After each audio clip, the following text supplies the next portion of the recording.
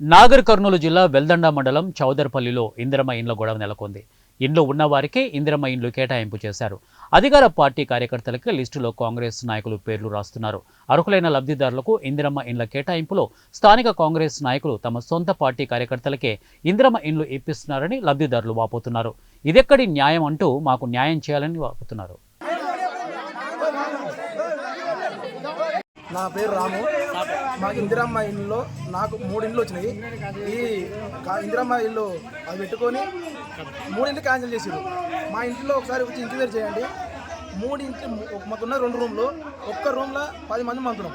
మాకు ఇల్లు ఇక్కడం ఉంది. ఇప్పుడు ఇవన్నీ అడిగితే మా పార్టీ మేమే చేసుకుంటాం, మీరెవరు అడగని కానీ మమ్మల్ని ఎదిరిస్తారు. ఇదే రాజకీయం. ఇది ఇలా అడగనికి పోతే మీడియా ఎవరైనా మాట్లాడుతారు. ఇది ఎట్లన్నా మాకే దయచేసి మీరు మాకు న్యాయం చేయాలి.